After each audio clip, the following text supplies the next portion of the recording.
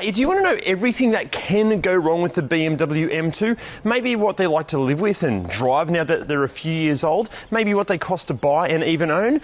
Well, strap yourselves in because we're about to answer all of those questions, and we're going to tell you if you should buy one or not. Let's do this. Okay, now I have some bad news. If you've clicked on this video hoping for a completely unbiased and objective review, you're going to be disappointed because personally, I love these things. Don't get me wrong, we're going to be taking you through all the potential negatives that they have, but honestly, this thing could try to stab me in the neck with a pen and I would still love and adore it. But why do I love it so much? Well, for me, the M2 is the spiritual successor to a car that made BMW's M so desirable in the first place, the E30 M3. And no matter which iteration or even trim spec, this recipe of a powerful engine, rear-wheel drive, and relatively practical yet small, funky-looking body, it just ticks my boxes. Now look, I'm sure you're aware of this, but there is a whole new generation of M2 out now. But in this video, we're just going to be focusing on the F87. That's the 2016 to 2021 M2. These ones. Now these have been available across primarily 5 different trim specs over 2 iterations, and we'll be taking you through the details of all those later. But also, being a BMW, the list of optional extras that were available were copious to say the least. Plus these have become extremely popular in the tuning scene, but theirs can come with some pros and cons if you're looking to buy a modified example. The other area that you'll find some pros and cons with these is in what they cost to buy on the used market. A pro is that the early ones are, they can kick off from around about $50,000 here in Australia. The con is at the other end of the spectrum, the CS ones, the limited edition ones, they're asking sometimes over $150,000. That's $100,000 difference between the cheap and the expensive ones of fundamentally what is the same car. That seems a bit ridiculous. Another area that seems a bit ridiculous when it comes to what these cost is paying too much when it comes to finance. Guys, don't get ripped off and sign up to some finance package that is full of hidden fees. Simply head to ReDriven.com, check out the M2's cheat sheet, or click on the driver link down there to find the best possible finance package when it comes to buying one of these. Guys, you can do the entire finance process completely online. There are no hidden fees. You can get pre-approved in just minutes. And doing all that via the link down there, it's going to get you $150 worth of free fuel. Now, the other area where it's way too easy to pay way more than you should is when it comes to wiper blades. Guys, don't go paying exorbitant fees for OEM wiper blades. Simply hit the WiperTech link down there and get 15% off your next set of awesome wipers. They're easy to order online. They're going to be express shipped to your door for free. They're super simple to install and they work great. Okay, now prepare yourself for some unadulterated bias right now, because this thing, for me, is one of the sexiest cars I've ever seen. I love the look of this. For me, this simply just doesn't have a bad angle, and it's both the combination of its just size, it's just nuggety and it just looks muscular and purposeful, but then there are all of these details that I love. Like, okay, this section down here. Now, BMW, they could have just put a whacking great big vent in here, but no, they've put this kind of almost artistic little apron on there as well. Fantastic. I love, okay, the pumped wheel arches. Guys, come on. If you don't love these wheel arches, these pumped muscular wheel arches, you just don't have a soul. Even when it comes to the actual wheel design, I love the early standard wheels over the competition or the CS wheels. It's just, they look fantastic, especially at the back with the rubber just kind of stretched over it. And then the wing, it's not a wing, it's just this subtle little spoiler, like a hint of a spoiler. This is all the spoiler or wing any car needs. Overall, with the looks of this, you know what it is? It's the equivalent of when you see someone that's clearly very, very fit, but they've been fit for a very long time. It's old school muscle. It's not like they've just been to the gym for 12 months and try to look all big and buff. This thing just looks athletic, like it's been athletic the whole time. It's trying to restrain all its muscle and energy. Love it. So you know how many modern or new BMWs are so bloody ugly of late? Their interiors are far more palatable, but I'm worried because even though they look kind of good inside, but because they're trying to incorporate so many screens and so much new technology, I worry that they're going to age, in design terms, age badly. But this, however, I feel like this nails that perfect compromise between offering all the tech and features that you need, but still feeling like a classic car interior. Now, some people on the internet have criticised this interior for feeling a little bit low rent. How dare they? Okay, it's not trying to be a 7 Series. This is a compact little performance car, and it should be, I'm not going to say a budget performance car, but an affordable performance car. So if it was drenched in like the most luxurious of materials, well, it might discourage you from actually using it in the way it was designed to be used in the first place. But in saying that, again, I don't know what they're talking about, because for me, the materials are great. Like, you've got Alcantara here, like there's leather kind of everywhere. I even like this kind of, it's not carbon fiber, but it's like a carbon fiber looking fabric. Even the seats, like the leather on the seats, it's clearly actually leather, and it's good. Like, it feels good. There's not, you know, some hard scratchy plastics here and there, but overall, yeah, I like what this is doing. And then when it comes to ergonomics, guys, perfect seating position. This was instantly comfortable for me. Plus, there's loads of adjustability as well, but excellent for ergonomics. Everything's easy to touch. Just it feels performance-y. Now, as far as wear and tear in this particular car, obviously every M2 is going to vary depending on wear and tear, but in this car, this is this owner's everyday driver. It has had a workout.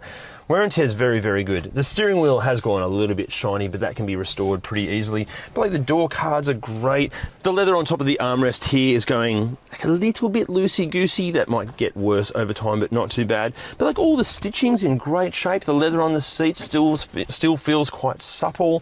Plastics everywhere feel good. It's wearing great for the amount of kilometres on it and the use it gets. Wear and tear is good. Then when it comes to practicality, starting with the door bins, it's almost like a multiple choice test. You've got, you know, kind of 4 different sized pockets for your things. You've got a spot perfectly sized for your phone just here.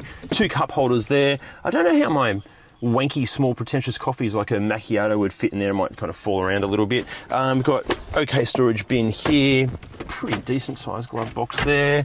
And I think that's it for storage. There's nowhere for your sunglasses up there, nothing under here, nothing under the seats.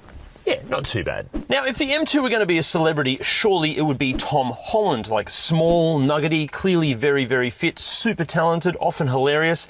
Coincidentally, I'm 19 centimetres taller than Tom Holland. This is in my driving position. And it's not fabulous, honestly. Back here, there's like hardly any foot room. I've got to do the full kind of slightly unladylike leg spread to fit back in here. Even getting in and out of here is a nightmare. There's not a whole lot of headroom. The seats aren't all that comfortable back here either. And as such, wear and tear back here, there is no wear and tear back here. It's basically a new car, because you'd have to be mad to sit back here. And practicality back here, not that anyone's ever going to use it or need it. You've got a couple of mat pockets on the back, which are net. You've got your own air vents. Why? Don't know. And there's a spot for your phone just here. That's it. Don't sit back here, but. And then practicality in the boot. Look, it's not really a car designed to be all that practical, but it's actually pretty spacious back here.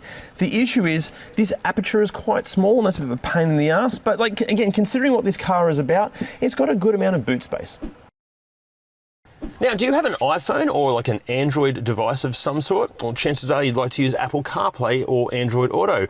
Well, I've got both good and bad news for you. We'll cover that in a second. But look, as far as standard tech and features and all that sort of stuff goes, right from the start, early M2s will feature BMW's iDrive infotainment system being displayed via this screen. Plus, it has Bluetooth, a 12-speaker Harman Kardon surround sound system, leather everywhere, the front seats are heated, there's dual-zone climate controls, different drive modes, and as you can see, so much more. But the post-LCI update M2, or the M2 competition as it's more commonly known, well, not only did it swap out the tuned and enhanced single-turbo 3-litre N55/6 for the full-fat M-developed 3-litre twin-turbo S55, amongst a whole host of other mechanical and chassis improvements, it also updated all of the tech and features. Plus, the aesthetics inside and out all received an update, and the levels of equipment were improved. Now, back to the whole Apple CarPlay and Android Auto thing, let's start with Apple CarPlay. Look, basically, if the M2 you're looking at is running iDrive 7 or something later, or it's a post-2018 model car,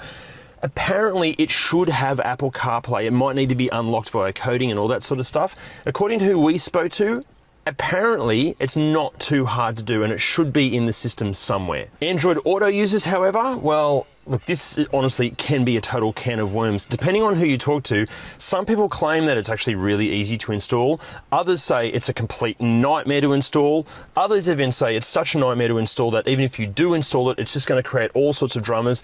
And some sources say don't even bother unless it's a post-2020 car. Basically, it really comes down to the specific M2 that you're looking at, what generation of iDrive it's running, and really how much time and money you're willing to throw at it to get that level of technology. Oh, but back to the features real quick. Let's say you've got money to burn and you want like the absolute best M2. Well, that'd be the CS. And you're not only getting more power, it throws in acres of Alcantara and carbon fiber, the same adaptive dampeners, engine tune, performance seats, and a host of other features from the M3 and M4 competitions, lightweight wheels, and aerodynamics that actually does something. But as we mentioned before, you're certainly going to be paying for it. Now, as far as the safety goes in these things, look, as long as you don't push this button for too long or go scrolling through here and turning all the safety systems off, you should be pretty safe.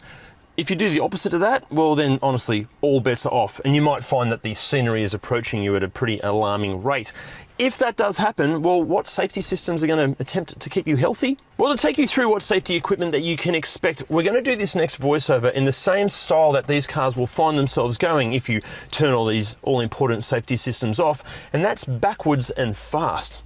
You know, and snuff walk isn't slim, and still listen to you, let me have net, and this is in with nest, you know, stuff, but Nelson is, you know, shit, been still no force, and here, but no, I stuff. Kershung is just washing style that now came in out, and so it's all the washing, you know, this came in out, no, you let me have the washing, and you know, this is still over here, this is here, and should so fair, you know, still save it, as Gabby, it's so much always made.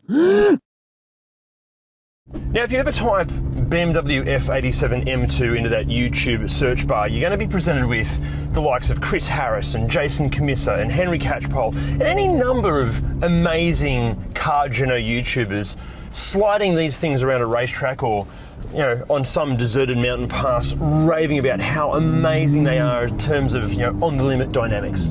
So instead of like repeating what we all already know about how amazing these things are at the limit, how about we focus on the other 95% of the time that you're going to be driving it?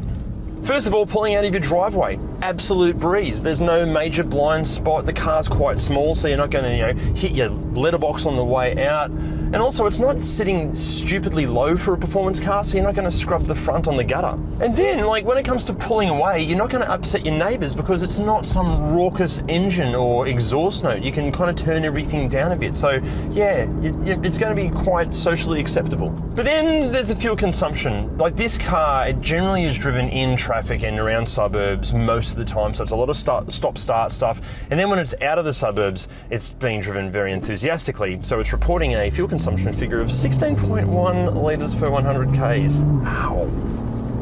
Now, it's a sign of a truly great performance car when it's so enjoyable to drive at completely legal speeds. Honestly, often under the speed limit around here. Like, we're coming into a roundabout, and it's just like, I'm in normal modes, and go through the roundabout at the speed limit.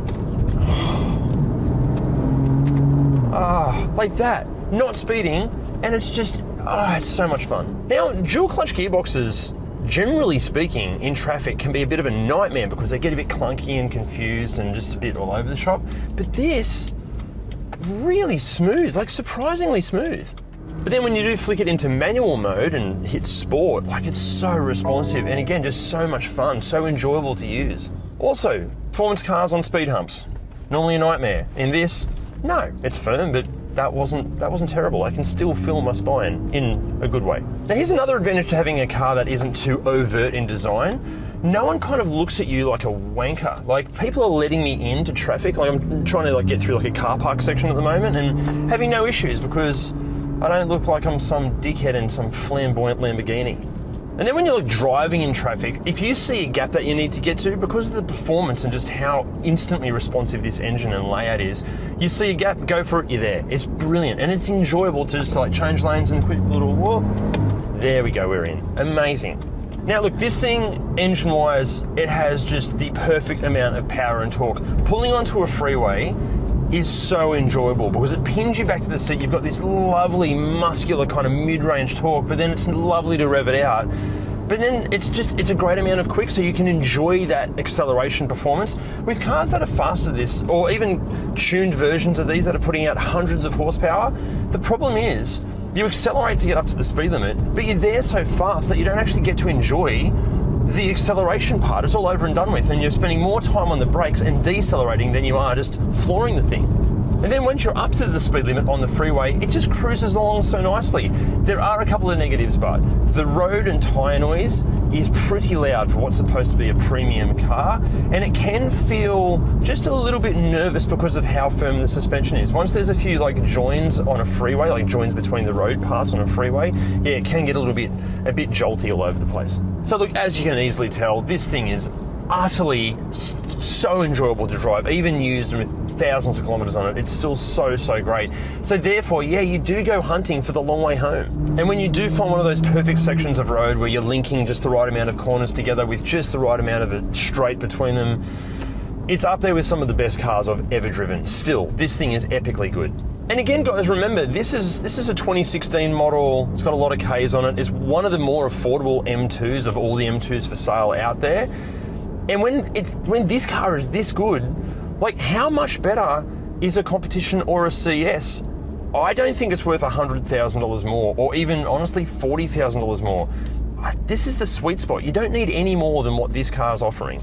So look, overall, what is a used M2 like to drive? Well, as Sam, my wonderful partner in ReDriven next to me, always says, a truly great performance car is one that you can use the vast majority of its talents the vast majority of the time, and the M2 nails that all of the time. No matter what the speed, this thing is just so enjoyable. And also, like, listen to it.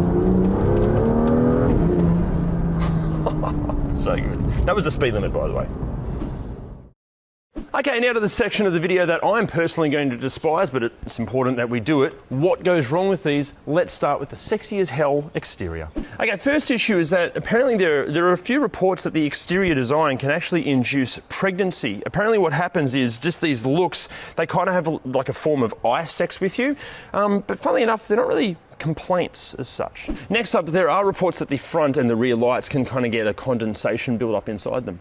Okay, next up, and this isn't really like the car or BMW's fault, but because the doors are quite long, just check this kind of trailing edge for any signs of like paint cracking off if it's been banged against a door or a pillar in a car park or anything like that. And then there are plenty of reports about the rear indicators just failing to work or freaking out. We initially thought this was because of a complete and total lack of use, but it is actually like a legit problem. Okay, now inside there are plenty of reports that on pre-2018 cars the speakers can crackle and scream and carry on like absolute nightmares.